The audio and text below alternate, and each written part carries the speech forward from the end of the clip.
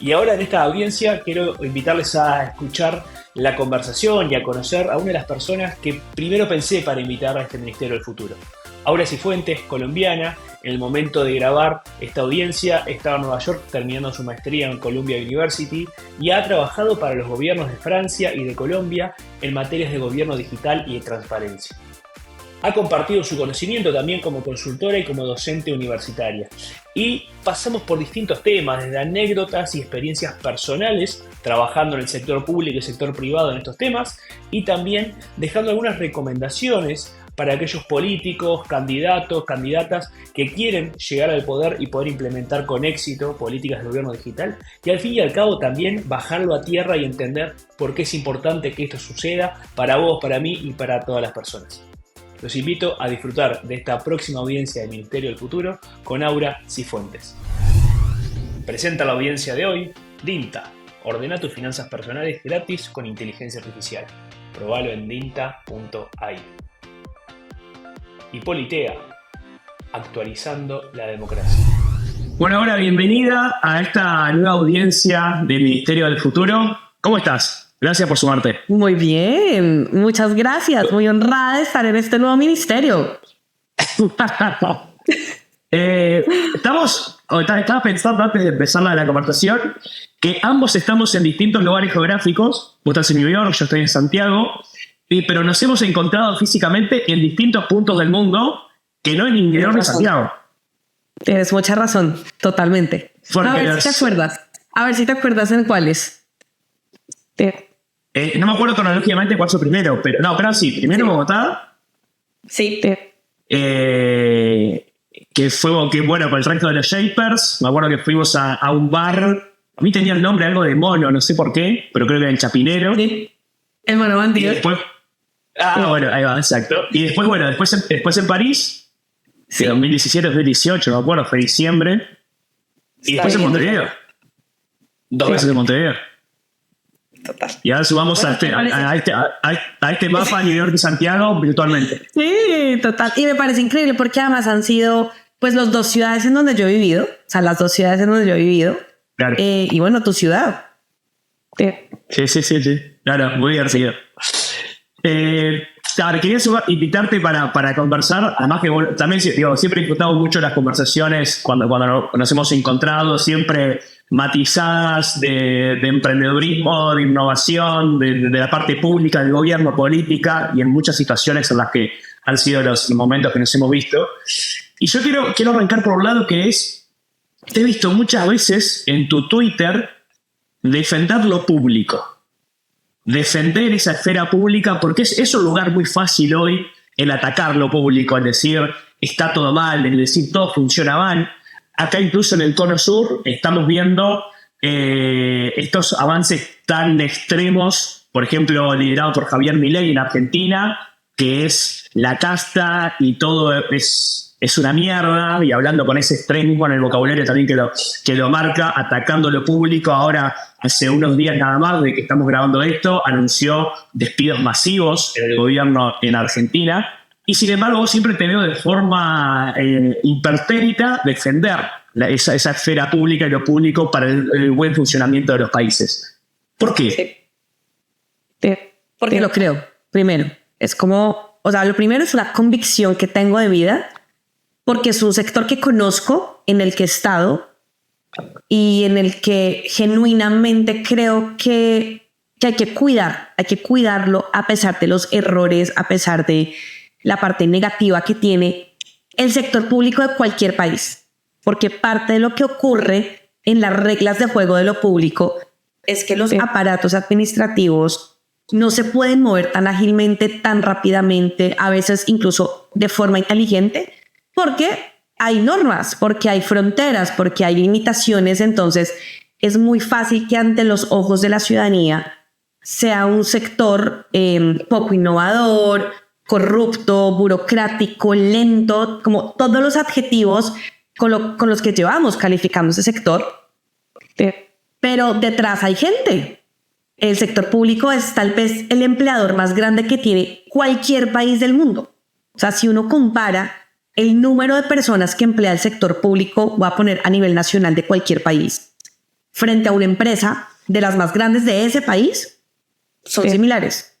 Entonces, a mí me parece que eso es lo que hay que cuidar y, por supuesto, mejorar. O sea, para mí no es cuidarlo y dejémoslo iguales.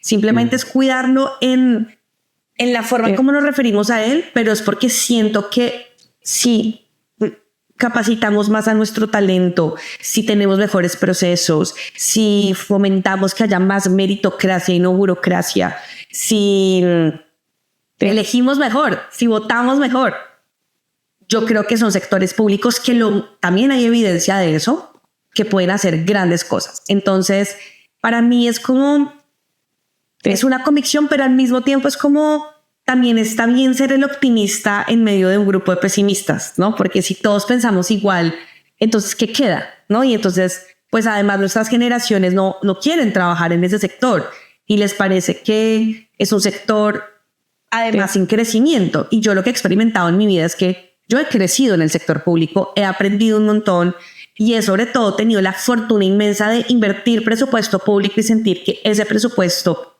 tiene impacto y se cambian las cosas. Entonces, es como porque soy terca y convencida y porque me gusta también provocar ese debate.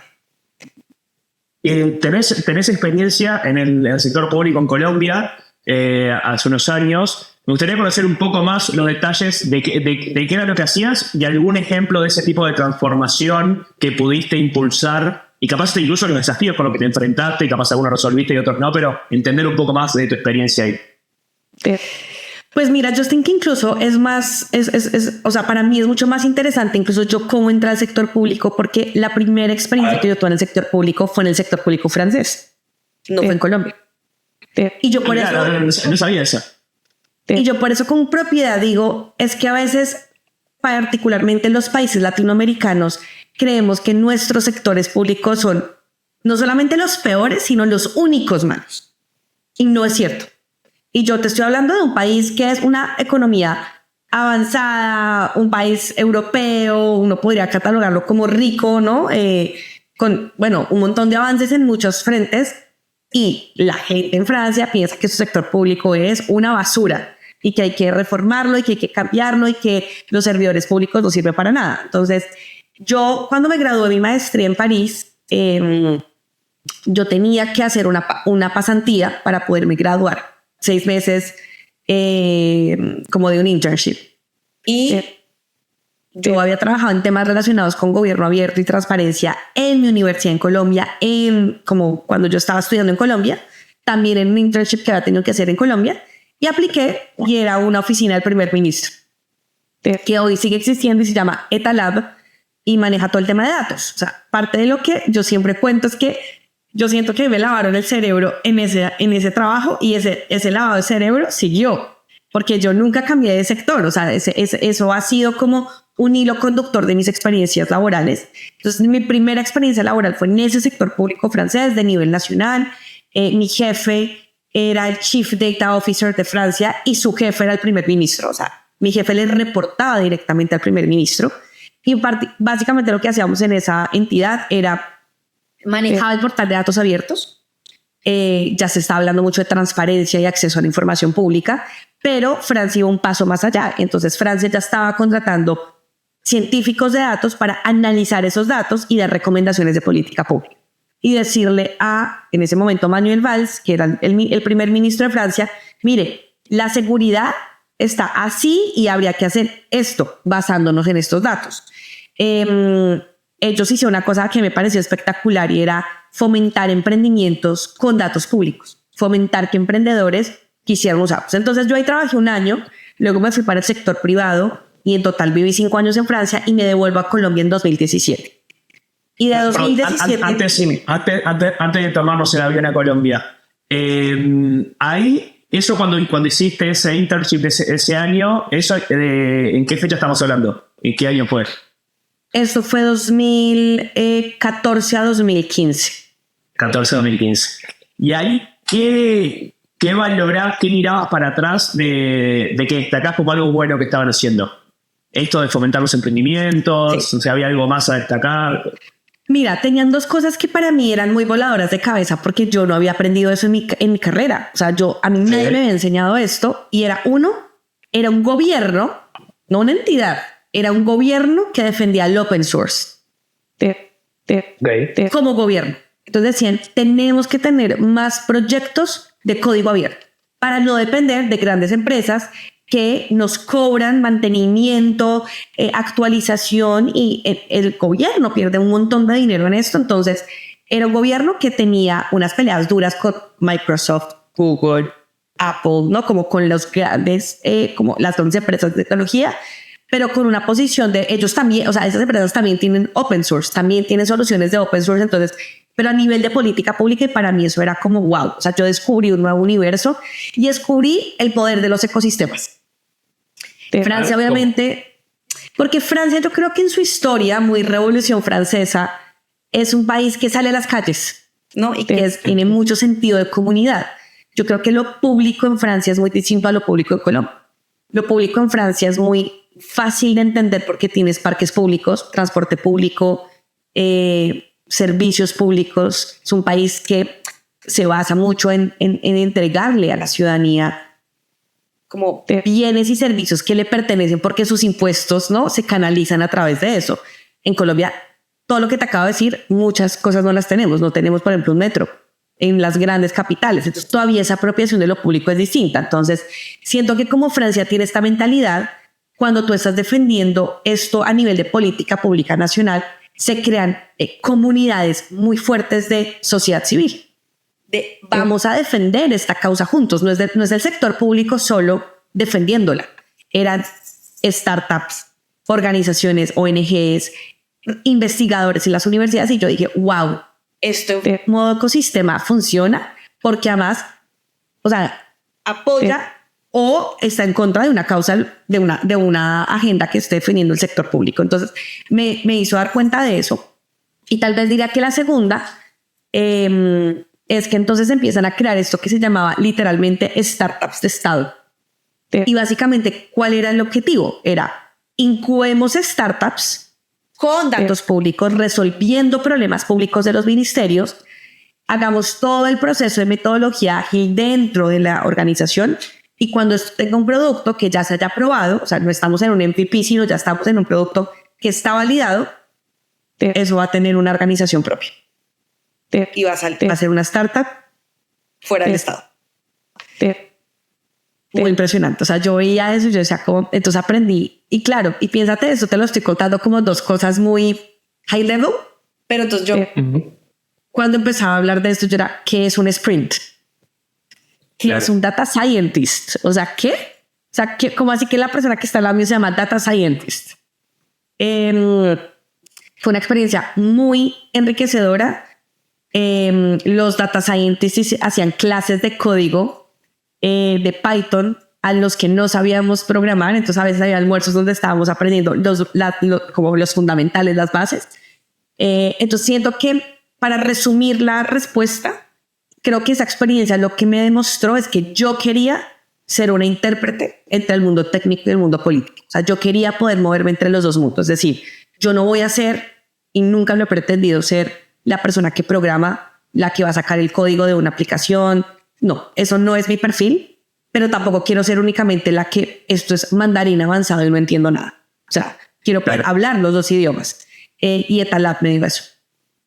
Me parece interesantísimo el tema, estamos hablando, Etalab, algo dentro del gobierno francés, dentro de lo público, como así hablamos, un gobierno aún así muy criticado por sus habitantes, por su población. No podemos pensar que porque es Francia, Europa, que todo el mundo está a favor. Pero aún así, hablando adentro de aprender Python, de data scientist, de gobiernos abiertos, discusiones que uno típicamente, si llegan a escajar esos estereotipos, las asignan a Silicon Valley, las asignan a startups tecnológicas. También se puede tener esas discusiones dentro de lo público. Pero por supuesto, y es más, a mí me parece que no solamente se pueden tener, sino es sano tenerlas. Y creo que lo que hizo Francia, que es un país además muy legalista, y esto es súper interesante. O sea, cuando yo veo cómo está, yo no sé cómo es la administración pública de Uruguay, pero la de Colombia fue una copia de la francesa. O sea, tenemos un país descentralizado, cortes, como que si tú te piensas en la filosofía francesa, muchos de nuestros sistemas vienen inspirados de eso, ¿no? De división de poderes, check and balances, etcétera. Entonces, Francia es un país legalista, Francia es un país presidencial, o sea, el primer ministro y el presidente son figuras fuertes, hay autonomía territorial, entonces esta es una discusión que rompe muchos hilos. Y Francia, muy a la vanguardia también, porque yo siento que Francia siempre se mueve como en proteger su tradición, pero entender que el mundo se mueve, creó una gran institución que se llamaba, lo voy a traducir literal, se llamaba el Secretariado para la Modernización de la Acción Pública. Okay. Y ahí estaba Etalab. Interesante. Entonces, claro, ellos ya están diciendo, tengamos un ministerio del futuro. Un poco esta mentalidad de tengamos una institución que tenga diferentes equipos que empiecen a hablar de las temáticas del mañana. Datos, innovación, gobierno abierto, ciencia de datos, startups, ¿no? Y entonces todos hacíamos parte de eso.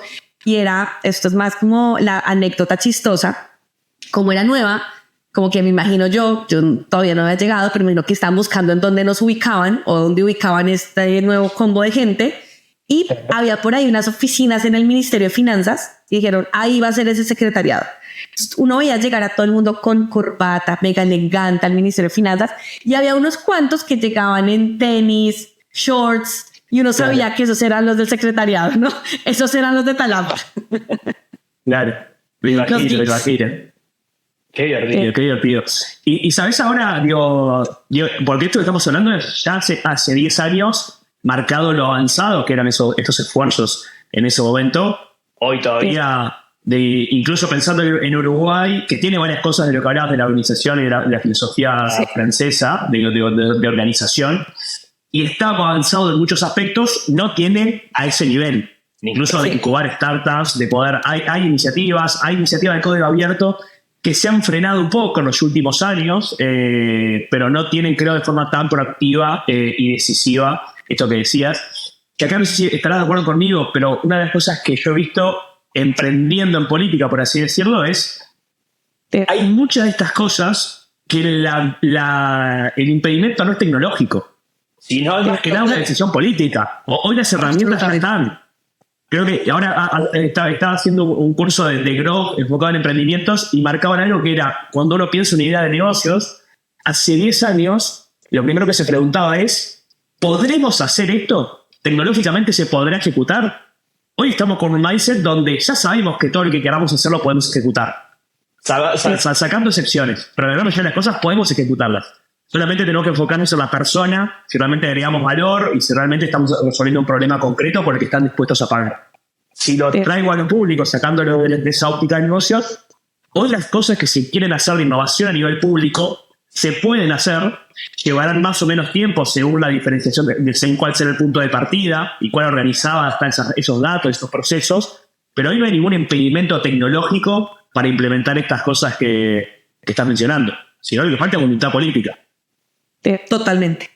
Y por eso creo yo que necesitamos voces que puedan ser más intérpretes. Creo que por eso ese rol es tan importante. Y es, sin duda, la voluntad política es la que habilita que muchas cosas se den y habilita en el sentido donde tienes un gobierno y casi que una persona que cree en esto, que entiende, que ve el valor y lo más importante, que está dispuesta a asumir el riesgo de que esto no salga perfecto. Porque si estamos hablando de tecnología e innovación, ese es el primer mindset. Es como, hay muchas cosas que las vamos a tener que probar y que vamos a tener que hacerlo por primera vez. Y en eso hay un riesgo y para el sector público es súper incómodo asumir ese tipo de riesgos.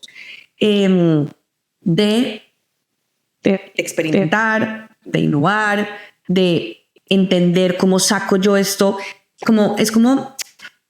Creo que lo que pasa en el sector público es que queremos hacer cosas innovadoras, modernas, tecnológicas y demás, pero hay que seguir el procedimiento muchas veces que es tradicional, aburrido, esquemático, un paso a la vez, y hay que lograr que las cosas encajen. Nosotros decíamos mucho en una entidad pública y en el equipo que yo coordinaba innovación pública, que era como literalmente tener tenis y tacones, ¿no? Era como nos tocaba movernos entre los dos mundos siempre. Como queremos hackear cosas, pero no los podemos hackear de forma violenta y abrupta, porque hay que poder sortear a esos políticos, a esas reglas de juego que están implementadas y que si no las respetas, si no las tienes de tu lado, tampoco va a salir bien. Entonces, sí.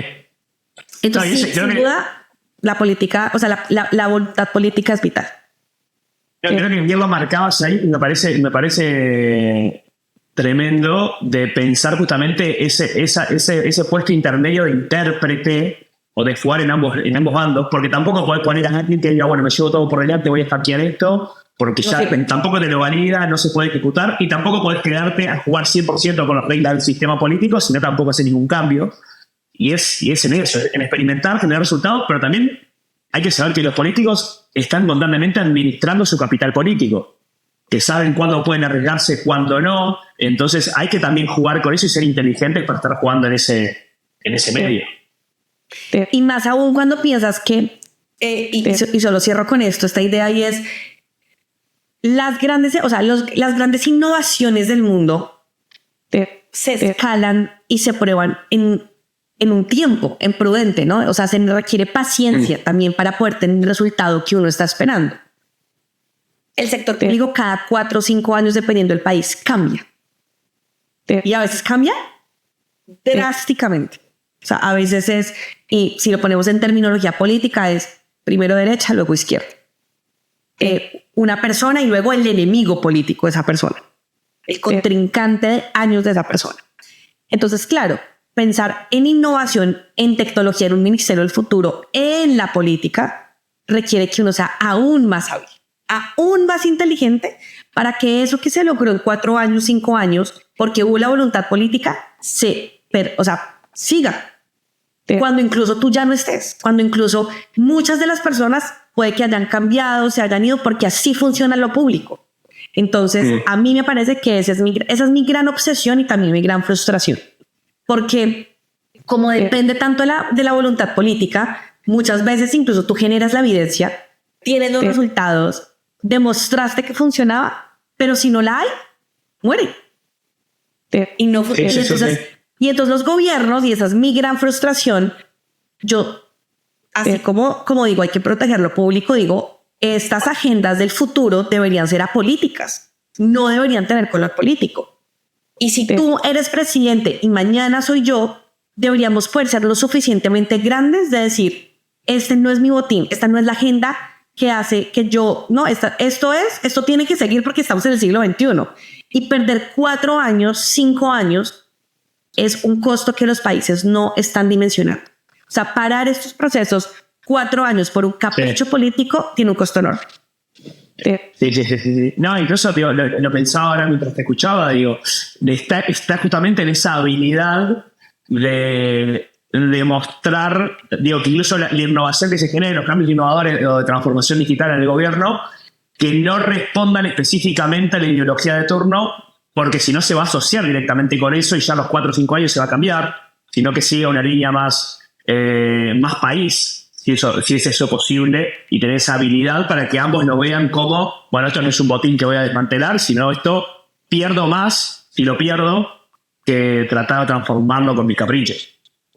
Ese es interesante. En Uruguay, por ejemplo, y para sumar otro caso de países latinoamericanos, y ahora nos vamos a Colombia, hubo una transformación importante con un componente tecnológico importante que fue el Plan Ceibal, que fue el distribuir las laptops de One Laptop per Child, del programa de Nicolás Negroponte, que fue en el gobierno de Tabaré Vázquez, y lo que decidió para implementar, bueno, creo que lo conversamos la otra vez en Montevideo cuando hablamos de esto y de la UDELAR, de la universidad pública, se decidió armar otro organismo, que era Plan Ceibal, para que no fuera dentro de la UDELAR, para que no fuera dentro de incluso el Ministerio de Educación, que no fuera dentro del organismo ya armado con sus procesos capaz más lentos, sino armaron otro organismo que pudiera empezar con reglas desde cero.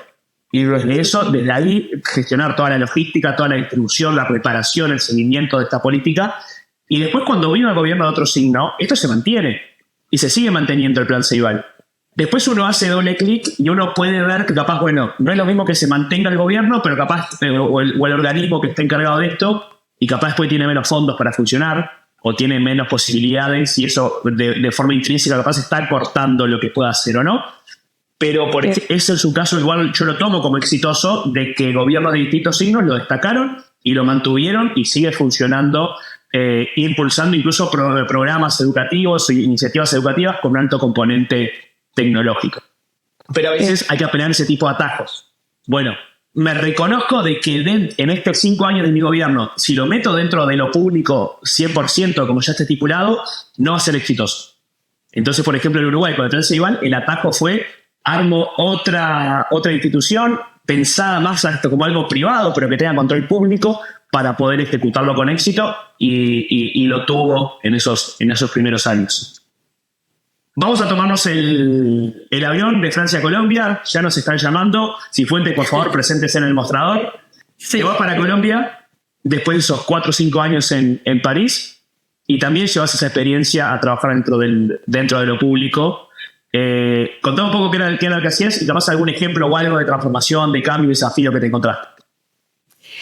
Entonces llego a Colombia en 2017 a la presidencia de Colombia, a una entidad que se llama aún la Secretaría de Transparencia, y ahí coordiné el Observatorio de Transparencia y Anticorrupción. Entonces básicamente lo que en ese momento se estaba pensando era cómo tenemos un sistema de monitoreo de corrupción más proactivo y predictivo y no tanto reactivo, ¿no? Lo que pasa muchas veces en nuestros países latinoamericanos es: hay un caso de corrupción, cárcel, ¿no? Como hay un caso de corrupción, punitivo, como sancionamos y ya. Y entonces aprendemos y revisamos cómo no perder esos recursos públicos. Pero acá era como, bueno, pero hay patrones en la forma en cómo la gente se roba el recurso público, cómo intentamos predecir mejor esto, cómo tenemos alertas más tempranas.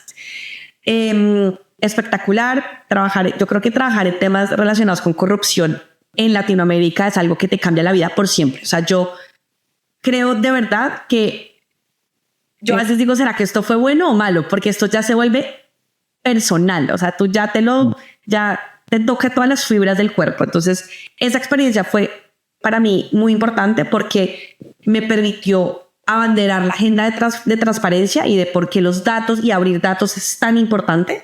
Entonces, todo lo relacionado con Open Data es una de las causas que más he defendido en todos mis trabajos.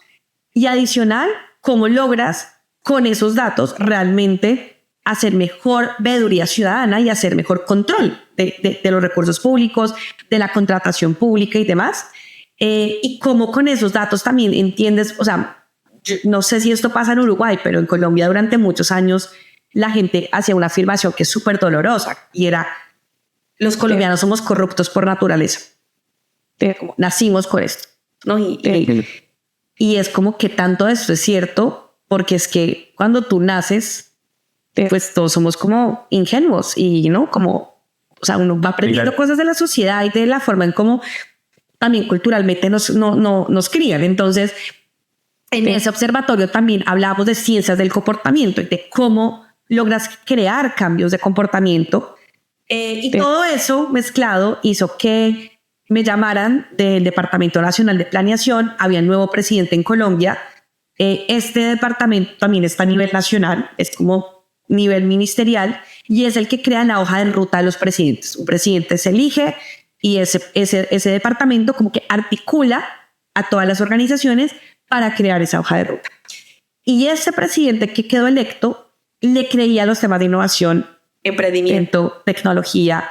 O sea, ya tenía en su agenda personal y en su agenda de campaña que estos temas tenían que estar presentes. ¿De quién estamos hablando ahí? ¿Qué presidente? De Iván Duque. Entonces me llaman y me dicen: oye, aquí ya hay una posibilidad de construir un capítulo que hable de innovar en lo público. Súmate, o sea, vente acá y lo construimos.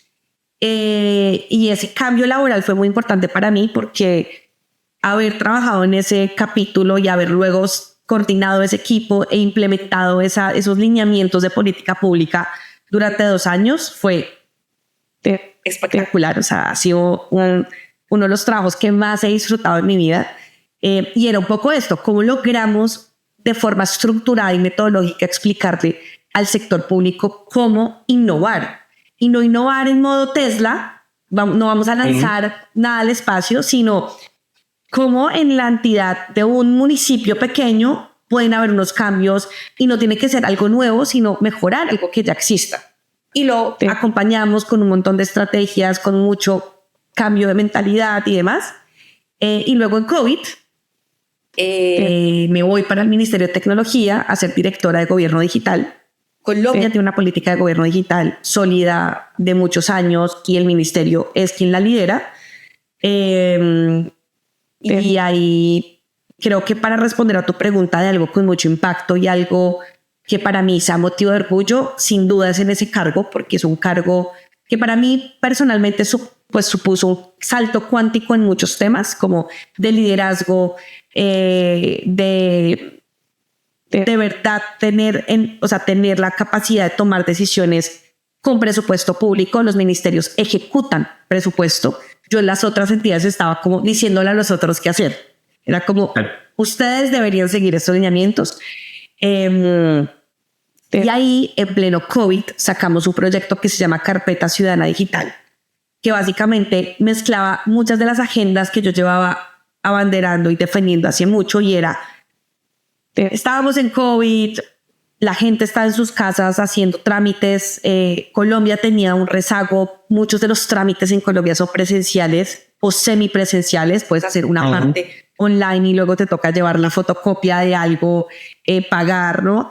Y entonces este proyecto lo que buscaba era, en un solo lugar deberíamos poder tener el resultado de esos trámites. Y esto suena, lo estoy súper simplificando, pero en el back office implicaba coordinación de muchas entidades, tener la tecnología, tener la plataforma, contar con los protocolos de seguridad, de autenticación digital.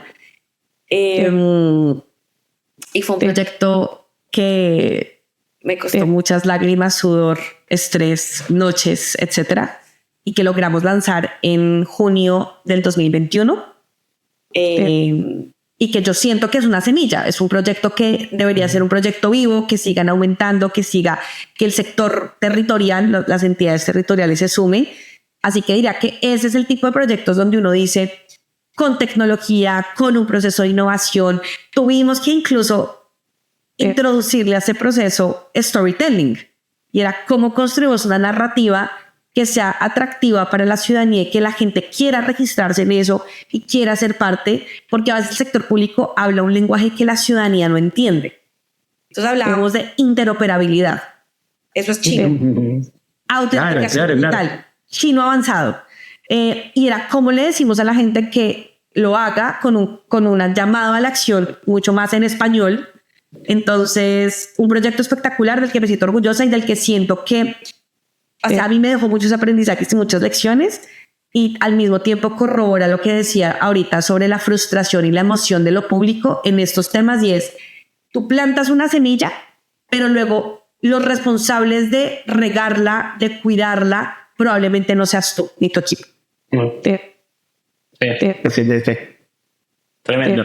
No, me quedaron varias preguntas que dijiste, pero si quieres arranco acá por el final. A ver, acá un poco esto de la carpeta ciudadana digital, lo que buscaba, no sé si que se haya logrado por algunos trámites o no, pero pasar todos esos trámites presenciales o semipresenciales, pasando a que la gente lo pueda hacer de forma digital. ¿No? Y acá doy una... Eso, pero, en 2020 hicimos el mapeo de todos los trámites que existían en Colombia, a nivel nacional y a nivel territorial. Y más o menos los datos eran 3% de los más de 70,000 trámites que tenía Colombia eran digitales, 100%. 5% semipresenciales y el resto 100% presenciales. Y estás en COVID, ¿no? Sí, claro. Estás en COVID, y piénsate que Colombia es un país geográficamente muy accidentado, entonces hay gente que tiene que viajar 5 horas para poder hacer ese trámite. Sí. No, que creo que pensando incluso en de una receta o cómo los gobiernos pueden empezar a ser innovadores, creo que este es uno de los pasos que tiene que estar en los primeros lugares. empezar a pasar esas acciones, porque hay un tema de impacto social muy fuerte. Hay muchas personas que, bueno, no pasa nada pedir en su trabajo, ir 1 hora, 2 horas, 3 horas, hasta 6 horas tal vez, hacer un trámite, pero hay personas que viven del día a día, que son zafrales, que se implica perder un día de trabajo. Mujeres que capaz están al cuidado en su hogar de sus hijos y que no pueden dejarlo así, o tener que pagarle a alguien si no tienen familiares para que estén al cuidado. Digo, derrama de muchísimos lados a nivel de desigualdad. O sea, perpetúa la desigualdad el hecho de tener trámites presenciales. Y además, es uno de los primeros pasos a dar. Te sumo un argumento que para mí es igual de poderoso que el que acabas de decir, porque sin duda eso es lo que pasa. Pasa que además de que pierdes tiempo y aumenta la brecha, porque hay gente que no se puede dar el lujo de perder 4 horas de su día, muchas veces haces la fila, llevas los documentos, haces esto y te dicen, te faltó esto, vuelve mañana. Entonces a veces ni siquiera es un trámite que, o sea, cuando cuantificábamos cuánto se demoraba la gente, ni siquiera había como nos toca hacer un promedio, porque a veces podía ser que la persona tuviese que ir varias veces a la entidad, o son trámites que dependen de muchas entidades. Entonces, decíamos, el ciudadano se vuelve el mensajero del Estado, ¿no?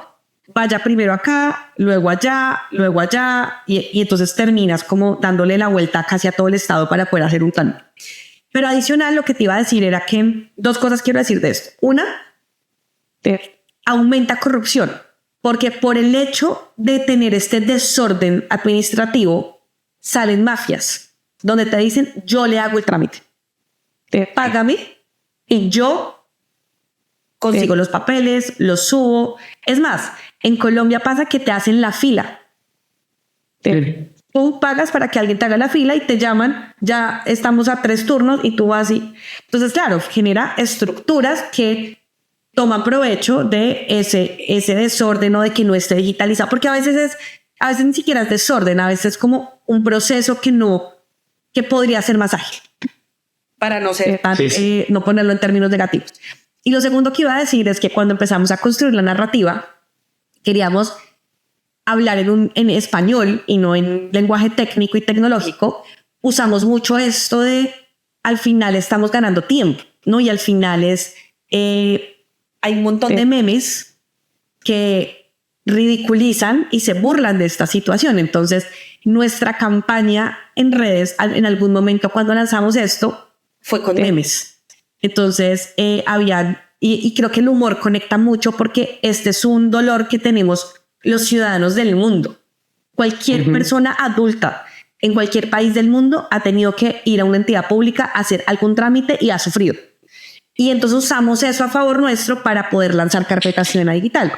Y en eso se me vienen solo 2. Hay una imagen de un meme con chanclas, una tras otra, de personas haciendo fila en una entidad pública. Entonces decíamos, con carpeta ciudadana se acaban las filas de chanclas. Había otra que era una mujer como en una atención al cliente, como en una ventanilla, y tenía una impresora portátil y decía, a mí no me van a decir que me faltó un documento. Entonces, claro, si le decía, yo imprimía. Y Kino tiene una gran caricatura que se llama Lo Otro. Y esa la usamos en algún momento porque Lo Otro es una caricatura muy estilo Kino, donde tú vas pasando y el personaje va de viñeta en viñeta, yendo de una entidad a otra, y en cada entidad le dicen, es que le hace falta lo otro. Y le falta lo otro. Y entonces al final llega esta viñeta donde él dice, pero ¿qué es lo otro? O sea, ¿qué es lo otro? Y bueno, nada, simplemente contar esa anécdota que nos sirvió para poder explicar esto de forma mucho más clara. Me encantó. Y justo una cosa te iba a preguntar eso, cómo era la parte del storytelling, porque creo que ahí también, hay muchas, uno a veces cuando piensa cambios con un fuerte componente tecnológico, de nuevo, capaz no es tanto el impedimento en la herramienta en sí o en cómo se ejecuta, que siempre obviamente hay que asegurarlo que sea una ejecución, tomando en cuenta todos los factores que decías que generaban estrés, el tema de autenticación de datos, manejo de datos, privacidad, reliability, o que esté siempre disponible el servidor y todo eso, mil cosas que obviamente que hay que contemplarlas con responsabilidad. Pero después está la adopción. Si haces una solución tecnológica perfecta, pero nadie la usa, de nada sirve. Y ahí siempre hay como dos factores que impactan: la motivación y la fricción. Tenés que bajar la fricción al mínimo, o sea que sea muy fácil de usar, y aumentar la motivación de por qué yo tengo que escucharte y por qué yo tengo que intentar hacer este nuevo comportamiento que me estás planteando. Y ahí me conecto, una de las cosas que me anoté. Vos hace un tiempo me recomendaste un libro. No sé si te acordás cuál. Es que no sé, siempre nos recomendamos libros, ya no me acuerdo. Bueno, es cierto. Este fue, creo que allá en París, Nudge, nunca supe cómo se pronuncia. Sí, Nudge. Pero que parte de esto, de cómo esas irracionalidades impactan en nuestro crecimiento, en nuestro comportamiento, y cómo obviamente utilizarlas para generar ese cambio positivo. Y a mí me gustaría saber, vas a hacer doble clic, no sé, te das algún ejemplo, no, pero ¿qué te encontraste en este proceso de adopción? ¿Qué te encontraste en esto de intentar que la gente usara la carpeta ciudadana digital? Que te parecía, no puede ser que me esté pasando esto, no puede ser que me estén preguntando esto, o capaz alguna táctica que vos veas que fue efectiva para lograr esta adopción. Mira, es que tengo tantos aprendizajes de eso. Lo primero es la apropiación tecnológica en nuestros países latinoamericanos necesita de estrategias de comunicación diversas. O sea, pero cuando digo diversas es que en algún momento nosotros con mi equipo decíamos, nosotros teníamos una meta que teníamos que cumplir en ese gobierno, y era tener 3,5 millones de colombianos inscritos. Que yo sé que si lo piensas en perspectiva uruguaya, eso suena mucho, pero Colombia tiene 50 millones de habitantes. Entonces, sí. No es tanto, pero igual, o sea, lo teníamos que lograr como en un año. Cuando yo igual, no te olvides hacia dónde vas, pero solamente marcar algo. Qué importante que es eso de marcar una meta. Porque estoy cansado de ver, y seguramente tal vez de tu lado también, de ver políticas públicas o nuevas iniciativas de lo público que no tienen definida una métrica clara, que puedan determinar el éxito o puedan determinar, incluso motivar al equipo hacia dónde llegar. Lo importante es eso. Y creo que ahí va o sea, las reflexiones, o como para responder a esto que dices, era, nosotros sacamos esto en junio del 2021 y el gobierno se terminaba en agosto del 2022. Teníamos un año para lograr la meta. Lanzamos esto en formato beta para probar, para que la gente se registrara, fuera fácil. La gente se registraba con el ID colombiano. Nosotros en Colombia tenemos una tarjeta, la llamamos cédula de ciudadanía, y la gente se registraba con esto y era fácil y bueno. Y como teníamos plataforma de interoperabilidad, entonces básicamente Aura Cifuentes se registraba e inmediatamente jalaba la información de los trámites que Aura había hecho y de los primeros trámites que habíamos logrado conectar a esto. Entonces nos dimos cuenta de varias cosas. La primera es, solamente que la gente se quiera registrar necesita una estrategia. Que es como ese call to action, ese nudge, ese movimiento, ese empujoncito de regístrense, hay algo nuevo, esto sirve, no sé qué. Pero la estrategia no puede ser presentaciones PowerPoint. O sea, no es eso. Es otro tipo de estrategia, porque estás hablando con gente que te va a entender la idea de inmediato, otro que, bueno, lo hago en mi casa y nunca lo hace. Entonces, ahí era donde la construcción de narrativa y el storytelling tenía mucho sentido. Y nosotros probamos todo. Campañas de socialización, redes sociales, memes, humor, eventos en todo Colombia. En algún momento decíamos, lo que necesitamos es que en algún momento en un partido Colombia-Uruguay, esto salga. O sea, carpeta ciudadana digital para todo el mundo, ¿sabes? Como que salga el call to action en algo que todo el mundo esté viendo. Y nos reíamos, tiene que ser un partido Colombia, tiene que ser un concierto de Shakira, tiene que ser como algo masivo. Porque somos conscientes que no le estamos llegando a una población a la que quisiéramos llegar. Y claro, aquí teníamos un desafío que nos jugaba en contra, y era que era COVID. Entonces no podíamos tampoco viajar como queríamos o llegar a lugares como hubiésemos querido en un entorno normal. Y aprendes muy rápido, y creo que tú lo sabes y lo hemos hablado un montón de veces, y es: el mundo real no es Twitter, el mundo real no es Instagram, el mundo real no es Facebook. O sea, eso te sirve para un nicho de gente, pero no puedes basar tu estrategia en eso. Entonces, claro, eso es lo primero. Y lo segundo es, entonces, para temas de apropiación, es como solamente que la persona quiera registrarse, esto es como un esfuerzo monumental, y luego que la gente lo quiera usar y usar de forma recurrente.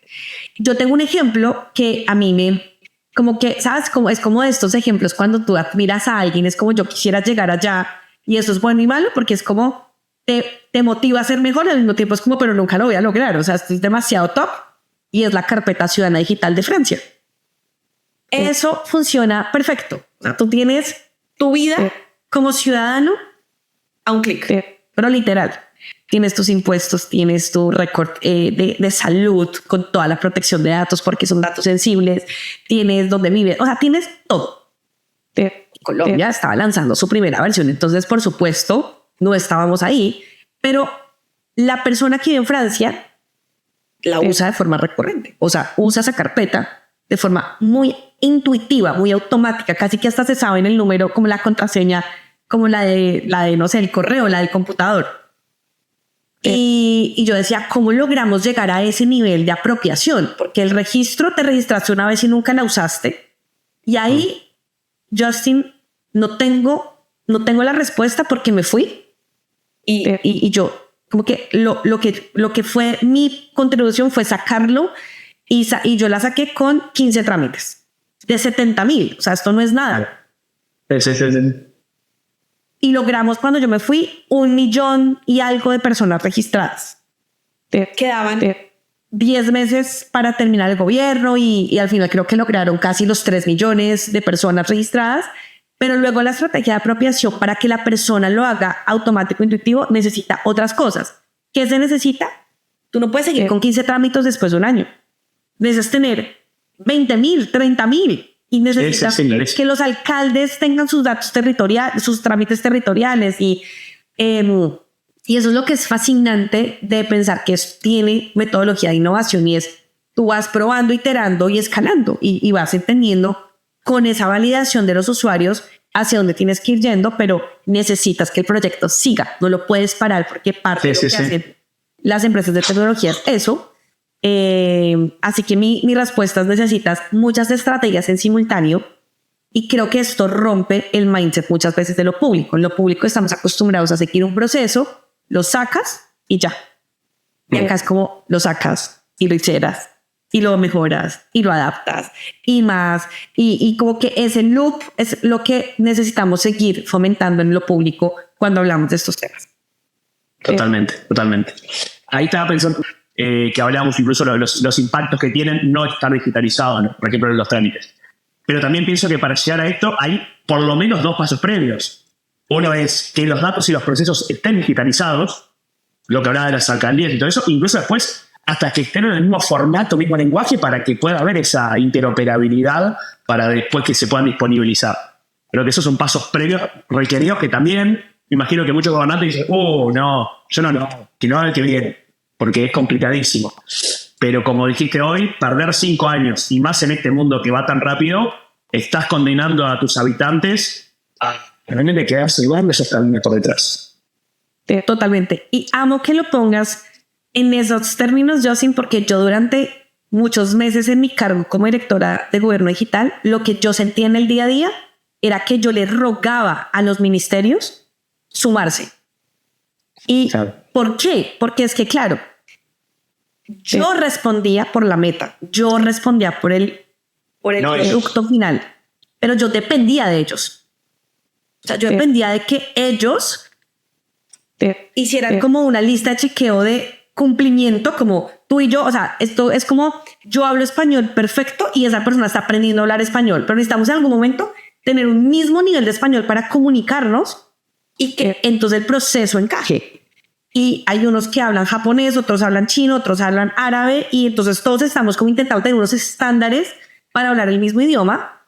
Y yo en eso sentía que yo era la profesora intensa de porfa, es que está esta capacitación, mi equipo está aquí para ayudar, para lograr tener esto que tú dices, y es que en la plataforma de interoperabilidad realmente esto encajara. Nosotros teníamos un montón de protocolos en mi proyecto. Yo tenía horas destinadas a acompañar a los ministerios. O sea, un equipo mío dedicado a eso. Y eso toma mucho tiempo. No, y ahí me quedo con esto que dijiste, me quedo con dos cosas concretas, incluso para dejar como incluso recomendación, pensando en gobiernos que están intentando a empezar con este proceso o seguirlo. Uno es la importancia de una meta en común. Porque si se pone una meta solamente para un departamento, ¿quiénes lo van a ejecutar? Del otro lado no van a haber incentivos.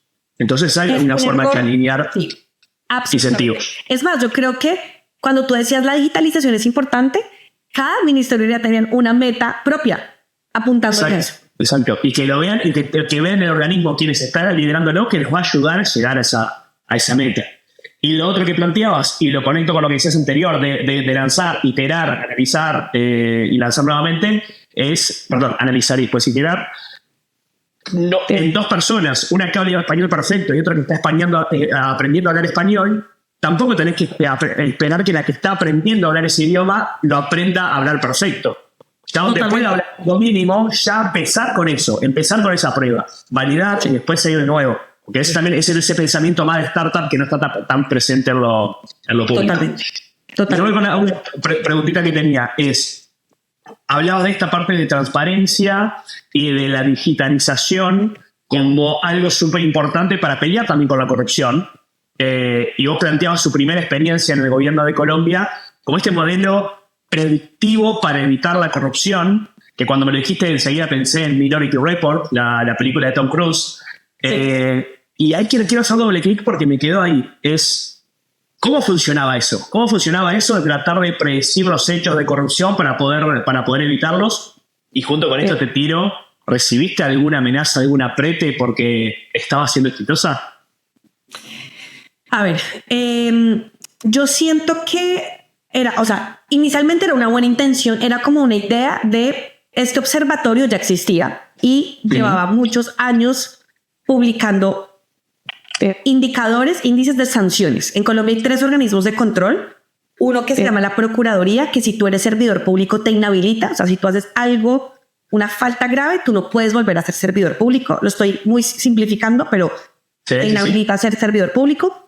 Está la Fiscalía, que te puede meter a la cárcel. O sea, puedes terminar pagando una pena. Y está la Contraloría, donde tú respondes con el dinero que eventualmente te robaste, donde hubo un desfalco, ¿no? Entonces tú respondes disciplinariamente, Procuraduría, fiscalmente y judicialmente. Y esas entidades le daban al observatorio sus históricos de denuncias, de sanciones, y entonces el observatorio, muy observatorio, medía, sacaba un reporte, decía, vamos mejor, vamos peor, esto es así, esto es así. Muy en lógica de medir y visibilizar, ya. Pero el secretario de Transparencia de ese momento dijo, vayamos un paso más allá, y es, entendamos con esta información qué tanto uno puede empezar a ver patrones, o sea, qué tanto nos permite ser un poquito más inteligentes e ir un paso más allá, y es, por ejemplo, las sanciones disciplinarias. ¿A qué tipo de servidores públicos se las han puesto? Son de un mismo departamento, de una misma ciudad, o de un mismo caso, ¿no? Entonces era como empezar a leer mejor esos datos en lógica de patrones, que para Data Science eso es súper interesante, porque entonces tú ya luego, pues si ya ves unos patrones, puedes generar alertas tempranas y decir, aquí esto está teniendo un comportamiento muy similar y puede terminar en, entonces, tener más alertas tempranas. Entonces, ese era un primer propósito. Y el segundo era cómo los sistemas de estos organismos de control empiezan a utilizar tecnologías más avanzadas para ser mucho más predictivos, ¿no? Y para poder no esperar a que haya un ciudadano, Justin, diciendo, yo vi un caso de corrupción, porque esto es importantísimo. Muchos de los casos de corrupción vienen de denuncias de personas humanas, o sea, personas que escriben incluso a mano, yo vi a este alcalde haciendo esto, y es una denuncia anónima.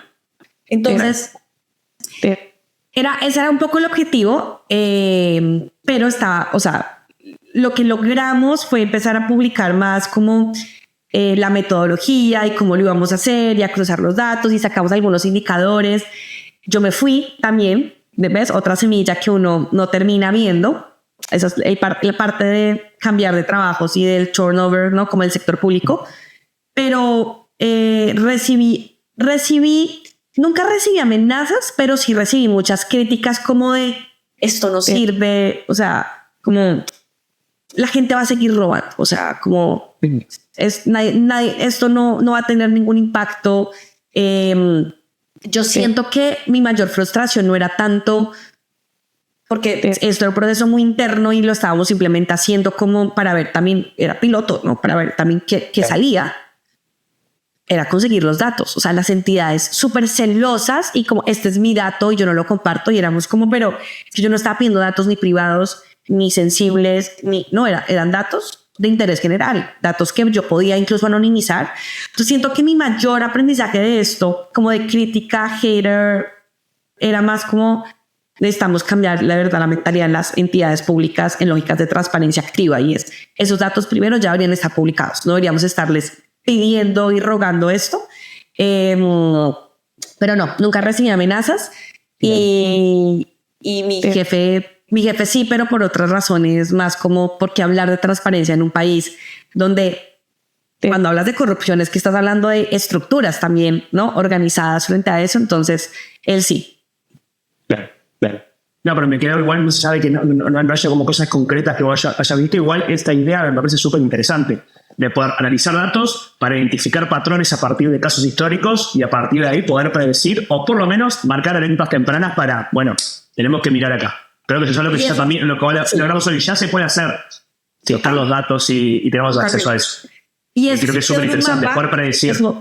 Eso quedó una herramienta donde si tenían esto de poder mostrar como mapa de calor, donde podían estar habiendo un potencial caso de corrupción.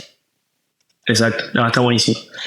Ahora, me encantó la conversación, me encanta. Salieron varias cosas que me sorprendieron y estuvo buena el ida y vuelta. La última pregunta es, muchas veces, ¿sabes? A veces yo tiro esta frase que me gusta o para romper el hielo o para enriquecer la discusión, pero hay una frase que me gusta mucho que es el futuro ya está acá, pero está mal distribuido. Saliendo de, bueno, hay muchos lugares donde ya están disfrutando avances tecnológicos, sociales, lo que sea, y lo traigo para nuestra discusión y para esta industria. ¿Dónde ves, en qué país, en qué gobierno, donde ves que ya está el futuro de un gobierno digital? Donde ya se está haciendo cosas de avanzada. Ya hablaste mucho de Francia, con lo que pasaba hace 10 años, con lo que pasa ahora como ejemplo idílico de la carpeta digital francesa. ¿Es Francia? Hay otro. Yo conozco mucho lo de Estonia y el tema de trámite digital también, digo que es excelente. ¿Dónde te parece que ya está el futuro? ¿Hacia dónde hay que mirar en cuanto a un gobierno digital? Para no decir esos dos, ni Francia ni Estonia, diría que yo creo que Reino Unido tiene cosas muy impresionantes. Okay. Y Reino Unido tiene una y voy a solo como para si alguien que nos escucha quiere verlo. Sí. Que también era como medio un sueño para nosotros. Ellos tienen un portal que se llama gov.uk, o sea, gov.uk, que era un poco el gov.co que nosotros queríamos lanzar, que es tener un portal donde tú puedas literalmente buscar trámites, buscar información del Estado de forma rápida. Buscar información del sector público es difícil porque voy a poner los datos de Colombia. Cuando decíamos cómo lograr que en un solo lugar de buscador esté la información de las entidades públicas, nos dimos cuenta que había 8,000 páginas web públicas. Entonces, claro, era ¿cómo lo logramos? Reino Unido tiene un buscador que es como Google, de verdad. O sea, tú pones housing y te bota no sé, por municipio, cómo pagar el impuesto de O sea, es como hoy lo que creo que mucha gente ya está muy relacionado a los ChatGPT, donde tú haces una pregunta loca y abierta y te saca una respuesta. Pues ellos tienen un buscador muy entrenado para que las preguntas que la ciudadanía tiene de procesos públicos, de trámites, de información, incluso quién es el director de gobierno digital, se lo puedan dar. Y lo cuento con de este nivel de propiedad porque yo trabajo, o sea, nosotros le pedimos a ese equipo que estaba detrás que nos ayudara, que formara gente de nuestro equipo. Teníamos un memorando de entendimiento con ellos y al final son personas que tienen la mentalidad de innovación. No es la de tecnología, es la de innovación. Diseños centrados en las personas, focus groups con ciudadanos todo el tiempo. Espectacular. También diría que ellos lo están haciendo bastante bien. Tremendo, tremendo. Lo voy a buscar. No conocía esto. Conocía una iniciativa de UK, pero esto no en particular. Muchísimas gracias. Me encantó. No sé si hay algo que quieras agregar del tema que te quedó ahí pendiente por compartir. Darte las gracias por invitarme. Felicitarte por esta iniciativa. Creo que hay que seguir hablando más del sector público, de lo que está haciendo el sector público en muchos países, de lo que se vienen retos. Todavía no somos conscientes de lo mucho que nos falta entender el potencial de la tecnología y de la innovación en esos procesos. Hay muchas respuestas que siguen siendo no sabemos. No sabemos. Está bien. Y está bien, está perfecto. Y por eso es tan importante en el sector público reconciliarnos con esa incertidumbre y entender que parte de estos procesos requieren empezar a hacerlos para ir aprendiendo, ir sacando lecciones. También en el proceso vamos a fracasar, hay cosas que no saldrán bien, pero nada, muy expectante de las conversaciones que se vienen y ojalá las personas que nos escucharon que estén interesadas en esto, una invitación a que lo sigan estando. O sea, yo genuinamente creo que si los sectores públicos son más maduros digitalmente, tecnológicamente y en innovación, vamos a tener sociedades más prósperas, más justas, más equitativas y más transparentes. Así que felicitarte por este podcast. Gracias por eso, por tu tiempo. Totalmente. Creo que el gobierno digital es un medio para llegar a ese tipo de sociedades que marcás y ese tiene que ser el objetivo. Los invito a seguir a Aura en Twitter, porque también es Aura Cifuentes, que la busquen por ahí, porque también es súper interesante si les interesan estos temas, las cosas que comparte. Y obviamente a que sigan el Ministerio del Futuro en YouTube o en Spotify. Y lo que les invito estamos en un año histórico donde más de la mitad de la población mundial va a elecciones, va a elegir autoridades. Yo creo que esta conversación la tienen que ver y escuchar algunas de las autoridades locales o nacionales que van a estar en elecciones para que sepan cómo empezar a tomar estos pasos con las sugerencias de Aura. Gracias de nuevo, gracias a todos los que estuvieron por ahí. Nos vemos a la próxima. Chau, chau.